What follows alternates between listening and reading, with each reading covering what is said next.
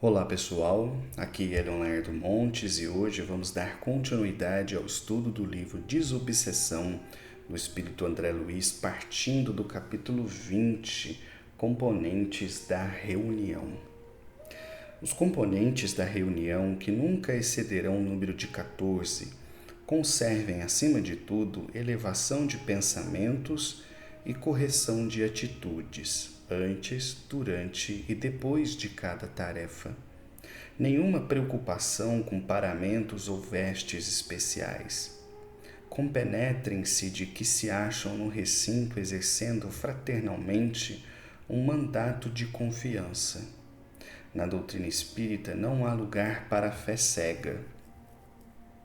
Evitem-se, no entanto, no ambiente da desobsessão, pesquisas ociosas e vãs indagações, críticas e expectações insensatas. Todos os componentes da equipe assumirão funções específicas.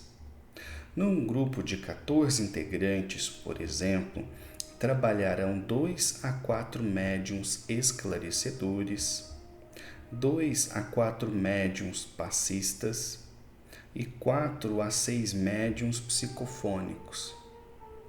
Os médiuns esclarecedores e passistas, além dos deveres específicos que lhes assinala, servirão ainda na condição de elementos positivos de proteção e segurança para os médiuns psicofônicos, sempre que estes forem mobilizados em serviço. Imprescindível reconhecer que todos os participantes do conjunto são equiparáveis a pilhas fluídicas ou lâmpadas, que estarão sensibilizadas ou não para os efeitos da energia ou da luz, que se lhes pede em auxílio dos que jazem na sombra do espírito. Daí o imperativo do teor vibratório elevado nos componentes da reunião, a fim de que os doentes da alma se reaqueçam para o retorno ao equilíbrio e ao discernimento. Os componentes encarnados da reunião não se rendam ao sono nas tarefas dedicadas à desobsessão, para se evitarem desdobramentos desnecessários da personalidade, cabendo-nos salientar igualmente que nas realizações dessa natureza não devem comparecer quaisquer outras demonstrações ou experiências de mediunidade. Bom, então vamos lá. A primeira coisa que o André Luiz faz aqui, que eu acho interessante, é delimitar o número de participantes. E por que isso é uma boa ideia? Para que aquela desobsessão não cresça infinitamente, um grupo de 30, 40 pessoas, porque aí fica muita gente, muita manifestação, muito barulho, e isso é impróprio. Da mesma forma que, se você observar, o pronto-socorro de um hospital não é um pavilhão inteiro, né? Geralmente ele é compacto para aquilo que é necessário a ser executado ali dentro. Então ele recomenda o número de 14, não é porque 14 é um número mágico, não, é porque é uma quantidade razoável de pessoas para fazer parte dessa equipe. E aí como que ele divide, né? Então ele fala 14 pessoas, de 2 a 4 médiuns esclarecedores, ou seja, aqueles que vão conversar com as entidades. Essa função antigamente era chamada de doutrinação. Hoje não é um termo que se usa mais porque doutrinar assumiu o aspecto pejorativo. Aliás, de tempos em tempos acontece isso, né? As pessoas vão modificando o sentido das palavras e aquilo que se usava de determinada forma até então passa a ter um novo sentido. Então, o esclarecedor é aquele que conversa com a entidade manifestante. No entanto, observe, André Luiz chama essas pessoas de médiuns esclarecedores. Então, muita gente pensa que quem trabalha na desobsessão só conversando com as entidades não é médium. Isso não é verdade. Por quê? Porque no ato da conversa, frequentemente eles recebem inspiração, recebem intuição. Então eles também estão atuando como médium, só não estão dando passividade à manifestação da entidade. Ok? Então, desse grupo de 14, de 2 a 4 vão fazer essa função, conversar com os espíritos. Depois ele fala mais 2 a 4 médiuns passistas, que são as pessoas responsáveis por aplicar o passe. A desobsessão é um trabalho que gasta muita energia. E esse gasto energético precisa ser reposto. Uma forma de se fazer isso é através do passe. Então, se você tem uma equipe de desobsessão, nós já falamos aqui 4 que vão ficar para conversar com os espíritos. Outros 4 que vão servir para dar passe nas pessoas.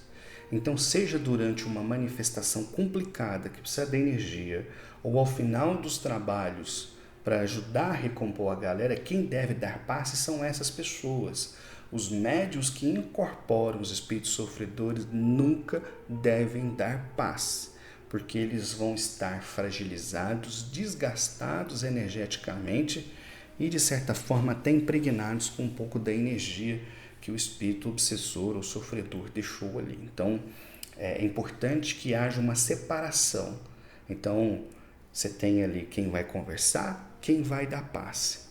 Depois ele fala entre 4 a 6 médiuns psicofônicos, ou seja, os médiuns de incorporação. Tá? Então, dependendo do número da reunião. Não é que para ter desobsessão tem que ter 14 pessoas, tá? É só um número máximo e alguma divisão que ele está fazendo. Agora, presta atenção no seguinte. Então, dentro da desobsessão, é importante que cada pessoa cumpra o seu papel, sem invenção de moda, como eu já vi acontecer. Então, assim, se eu estou participando no trabalho de desobsessão para dar passe, qual é a minha função? Dar passe, ok? Então, eu não vou receber espírito. Eu já vi isso acontecer. A pessoa está ali, ela vai dar o passe. Aí ela começa, ai, eu estou sentindo, não sei o quê. Gente, a espiritualidade que está ali organizando o trabalho sabe o que está fazendo. Eles não vão trazer uma manifestação para acontecer numa pessoa que foi escalada para dar passes, ok? Então é importante que cada um tenha a sua função. Então quem está ali para conversar, está ali para conversar. Quem está para receber, está para receber. E quem está para dar passe, para dar passe. Cada um fazendo o seu. Isso não significa que não possa haver alternância dos papéis, dependendo da quantidade de pessoas e como cada casa se organiza. Mas desde que foi definido a função, atenha-se a ela, ok? Senão começa a virar um show e isso não tem razão de ser, não é? Bom, depois ele fala que, principalmente, né, no finalzinho, um ponto importante, que é para tomar cuidado com o sono. Então imagina assim, a pessoa trabalhou a semana inteira, está cansada, aí ela vai para o trabalho de desobsessão, aí chega lá, ela está escutando essas musiquinhas que nem eu coloco aqui, ó.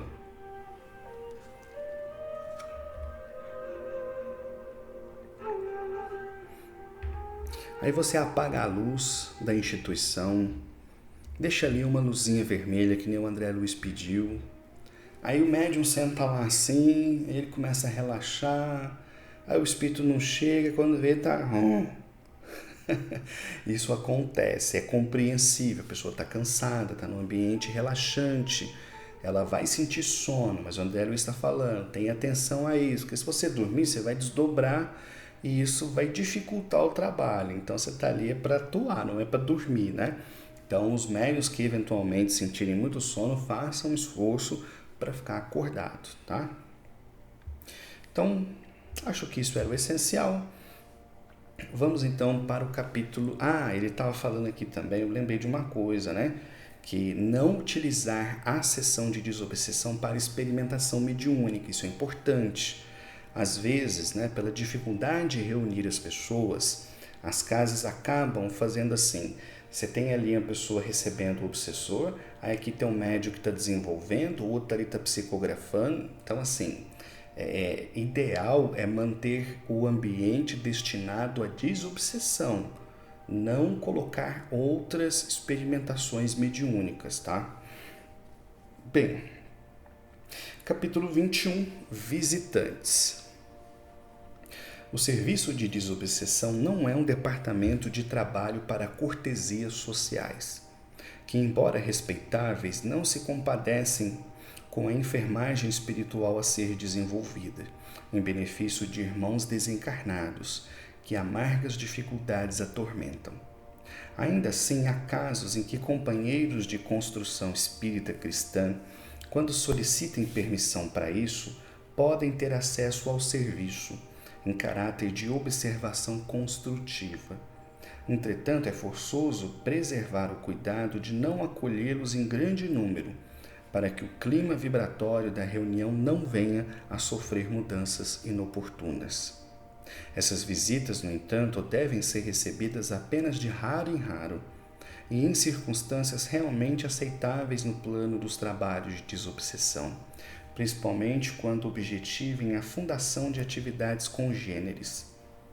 E antes da admissão necessária, é imperioso que os mentores espirituais do grupo sejam previamente consultados por respeito justo às responsabilidades que abraçam em favor da equipe, muito embora saibamos que a orientação das atividades espíritas vigora na própria doutrina espírita e não no arbítrio dos amigos desencarnados, mesmo aqueles que testemunhem elevada condição. Compreende-se que os visitantes não necessitem de comparecimento que exceda de 3 a 4 reuniões. Legal, esse aqui é um tema importante, né? É muito comum que as pessoas tenham curiosidade sobre a desobsessão e queiram participar, né? Porque já ouviram falar, já assistiram palestras, então ficam ali aguçadas de curiosidade. Mas é preciso critério, vamos lembrar, desobsessão é pronto-socorro. Se você já precisou de um pronto-socorro, eu acredito que você nunca chegou lá e encontrou um curioso, né? Pô, eu queria ver como é que era um pronto-socorro, eu quero ver alguém entrar aqui despedaçado. Não funciona assim. Na desobsessão também não. Então, embora seja um desejo justo, é preciso que essas visitas aconteçam, como ele fala aqui, de raro em raro, ou seja, de quando em quando, desde que essas pessoas não sejam em grande número para encher de repente o salão de gente, o que vai constranger os médiuns, vai dificultar o trabalho pela gama de vibrações a serem criadas por esse tanto de gente no ambiente. Então não pode ser muitas pessoas e que sejam pessoas que realmente estejam muito interessadas naquilo, principalmente se forem pessoas que estão dispostas a criar esse trabalho em outra instituição. Hoje em dia eu acho que isso não é tão comum mais, infelizmente, mas no passado era comum que as casas se visitassem. Então, por exemplo, como a desobsessão, a gente já falou, é uma tarefa mais própria do espiritismo, embora tenha desobsessão na Umbanda, tenha desobsessão nas casas espiritualistas, o fato é que quando se ia começar um grupo novo, um centro novo, geralmente os diretores formavam uma equipe para ir até uma casa de confiança e ali essas pessoas eram acolhidas, participavam desse trabalho para que então tivessem condições de criar os seus na nova instituição. Então é preciso muito cuidado, né? Você não vai levar uma pessoa para desobsessão só porque você gosta muito dela, é gente fina, gente boa, não. Tem que ter um propósito, tem que ser uma coisa muito séria, muito responsável, porque afinal nós estamos lidando com o sofrimento dessas almas, né? Capítulo 22, ausência justificada. Frequentemente surge o caso da impossibilidade absoluta de comparecimento desse ou daquele companheiro. As atividades pré-determinadas, uma viagem rigorosamente inadiável, um problema caseiro de grave expressão, exigência profissional inopinada, enfermidade súbita. Que um amigo numa situação assim não ouvide o compromisso em que se acha em curso na obra de desobsessão e expeça um aviso direto, sempre que possível com antecedência, mesmo de horas ou minutos, ao dirigente da reunião, justificando a ausência para evitar indisciplinas que ocorrerão fatalmente no campo mental do grupo, através de apreensões e considerações descabidas. De qualquer modo, ainda mesmo com um número reduzido de participantes, a reunião pode ser efetuada. Bem, nós vivemos num mundo de muitas incertezas e todos nós estamos sujeitos a elas. O André Luiz cita algumas aqui.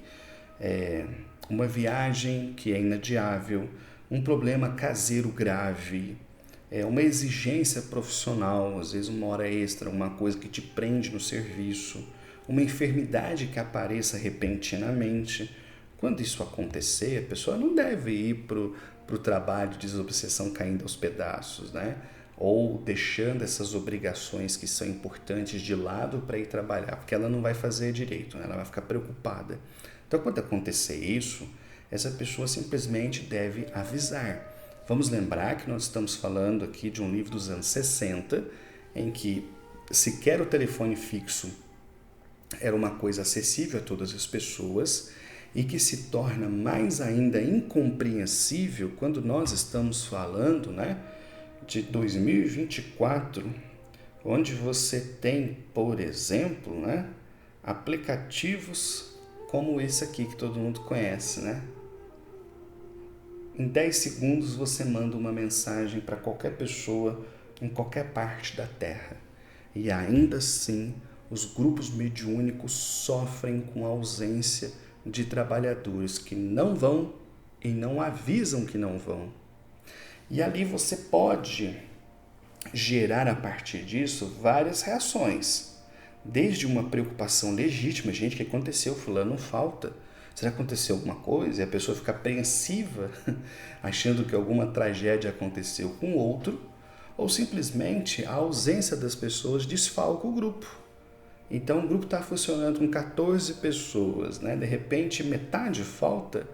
Olha o desfalque que é isso, olha a reorganização que precisará ser feita ali para que o trabalho continue. Então vamos entender uma coisa, às vezes a gente vai passar por situações que nos impedirão de estar no compromisso firmado. Tranquilo, avisa o dirigente do trabalho e vida que segue, vai fazer o que você tem que fazer. Mas presta atenção, uma coisa é você faltar de vez em quando, outra coisa é você ir de vez em quando. Tem gente que confunde as bolas. E sem contar que, infelizmente, muitas pessoas mentem, é uma realidade. A pessoa, não, eu estava trabalhando, eu estava isso, eu estava aquilo, não estava nada. Ela simplesmente quis ir para uma festa, ficar em casa assistindo uma Netflix, só que ela não tem a hombridade de falar isso com clareza. Ela inventa uma desculpa, né? Isso quando avisa, né? Porque a maioria falta e não avisa. Como se a pessoa falasse, estou pouco me lixando, né? Eu sugiro fortemente para as casas, seja centro espírita, terreiro, casa espiritualista, que tratem os seus trabalhadores exatamente como tratam a casa. Então, se a pessoa não está se lixando para o trabalho, não vejo por que a casa também se lixar por essa pessoa, né? Acho que a gente não pode confundir ser bom com ser bobo. E ao longo dos anos, o que eu tenho visto de dirigente embranquecer os cabelos antes do tempo, porque passa raiva com o médium, porque passa raiva com o trabalhador, que não segue as regras, etc, etc, é muito frequente. Então, se nos trabalhos normais a disciplina já é fundamental, né, desobsessão então é ponto de honra. E é simples, se você não anda com a gente, então segue seu caminho. É simples assim, pelo menos do meu ponto de vista, né? Bom, deixa eu ver quanto tempo de vídeo. Acho que dá para falar mais um capítulo, né? 23. Chegada inesperada de doente. Acho que isso muito raramente acontece hoje em dia. Acho que naquela época era mais comum, mas mesmo assim, vamos lá. Em algumas ocasiões, aparece um problema súbito. A chegada de enfermos ou de obsidiados sem aviso prévio, sejam adultos ou crianças. Necessário que o discernimento do conjunto funcione ativo. Na maioria dos acontecimentos dessa ordem, o doente e os acompanhantes podem ser admitidos por momentos rápidos, na fase preparatória dos serviços programados, recebendo passes e orientação para que se dirijam a órgãos de assistência ou doutrinação competentes. Trabalho esse que será executado pelos componentes que o diretor da reunião designará. Fim do socorro breve, retirar-se-ão do recinto. Nesses casos, se enquadram igualmente os obsessos apenas influenciados ou fixados em fase inicial de perturbação, para os quais o contato com os comunicantes menos felizes ou francamente conturbados, sem a devida preparação, é sempre inconveniente ou prejudicial pela susceptibilidade e pelas sugestões negativas que apresentem na semilucidez em que se encontram. Diante, porém, dos processos da obsessão indiscutivelmente instalada, o grupo deve e pode acolher o obsidiado e seus acompanhantes, acomodando-os no banco ou nas cadeiras, colocados à retaguarda onde receberão a assistência precisa. Né? Bom, o que ele está falando aqui? Né? Como o exemplo dele gira em torno de uma instituição, então eu acho que era muito mais comum naquela época do que era hoje, tendo em vista o nosso próprio trabalho espiritual no terreiro, em que eu não vejo isso acontecer com tanta frequência, mas pode ser que o trabalho está ali prestes para começar, alguém chega na casa, precisando de ajuda, estou precisando de um passo, estou passando mal, me ajuda. E aí o que ele fala, né? Nessa fase inicial do trabalho, você até pode acolher essas pessoas, dar um passe, uma orientação, falar, hoje é um trabalho fechado, volta outro dia, e a pessoa vai e volta no dia adequado. Né? Aliás, eu acredito que muito disso aconteça pelo fato das casas não terem informações claras e acessíveis sobre os dias de trabalho. Então, de repente, a pessoa passa a ver uma movimentação na porta do centro, vamos levar fulano lá, tem gente lá agora. Porque não tem uma placa, não tem uma rede social falando das atividades da casa, né? Infelizmente, isso ainda é muito comum. Enfim, mas aqui tem um ponto que ele fala que eu acho muito importante, né? Antigamente, eu digo, sei lá, no começo dos anos 20, do século passado, era comum que a desobsessão fosse aberta ao público. As reuniões nos centros espíritas eram mais ou menos assim. Você tinha as palestras, como tem hoje em dia, aí na sequência você tinha os passes, também semelhante ao que se faz hoje, porém antes do trabalho acabar, eles apagavam as luzes, deixavam a luzinha ali ligada, azul, vermelha, verde, e diziam, agora vamos passar para a segunda parte dos trabalhos, que era desobsessão, aberta ao público que foi ali assistir a palestra. Então, o povo ia lá, assistia a palestra, recebia o passe e ainda via o trabalho de desobsessão acontecendo. Os médicos sentavam em torno da mesa, o trabalho acontecia. E dependendo da situação, na manifestação, podia até chamar o consulente. Fulano, vem cá, tem a entidade te chamando. Aí a pessoa vinha, conversava ali com o espírito, era envolvida no processo. Então, depois que o pessoal passou um pente fino e a espiritualidade veio orientando essa obra, né, ela vem esclarecer uma coisa muito óbvia, né? Se você pega uma pessoa que está levemente obsidiada, que está fora da casinha, e você bota ela para assistir um trabalho desse, a chance dela se impressionar, a chance dela se apavorar, ou ela ficar pior ainda ao ouvir aquilo, imagina só. Aliás, recentemente eu assisti um filme baseado naquele livro Ninguém é de Ninguém, Nazib Gasparetto, né? Fizeram um filme sobre esse livro, muito interessante. E lá eles mostram uma cena assim, né, de desobsessão aberta ao público. Então o cara tá lá, o espírito se manifesta e fala, eu vou te matar, não sei o quê. Então imagina uma pessoa que já está perturbada espiritualmente, diante de uma cena dessa, ela vai sair dali apavorada. Então isso era muito comum no passado. Então hoje já não é comum. São raríssimos os centros espíritas, por exemplo, que trabalham com desobsessão aberta ao público, que isso é inconveniente, é óbvio que é inconveniente. Então, por isso que a maioria extinguiu esse tipo de atividade. Né? Agora, quando chega no centro, né, a desobsessão vai começar e chegou uma pessoa completamente perturbada, mas muito perturbada, aí você não tem muito o que fazer. Você não vai virar as costas para aquela pessoa, você vai acolhê-la.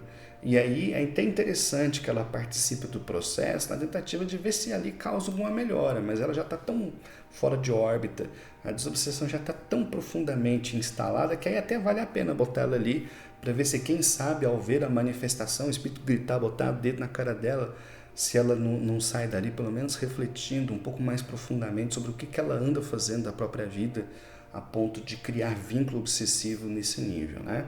Então, seja como for, esse é um cuidado que tem que se ter. Como eu disse, eu acho que isso não é tão comum hoje em dia, Eu não costumo ver, eu não tenho notícias, né, de pessoas com quem eu conversei, por exemplo, ao longo desses 10 anos que tenham me relatado passar por isso. Acho que isso era mais comum naquele tempo, em que as pessoas iam com mais frequência, né, às instituições religiosas em busca de uma ajuda porque não tinham onde obtê-la em outro lugar, né? Então, acho que isso era mais comum lá atrás. Mas seja como for, tá aqui a orientação, né? Bom, pessoal, é isso então. Já são aí 25 minutos de vídeo, acho que tá bom. A gente para por aqui. A partir do próximo estudo, a gente continua a partir do capítulo 24, Médiuns Esclarecedores. Lembrando que o objetivo desse estudo é o de incentivar a criação de mais grupos de desobsessão, e eu espero que, através dessa leitura e desses comentários, você se sinta incentivado a também conhecer essa obra, a lê-la, a adquirir esse conhecimento diretamente na raiz, na fonte. É isso, pessoal. Se você ainda não está inscrito, se inscreva, curta, compartilhe e até o próximo vídeo. Um abraço.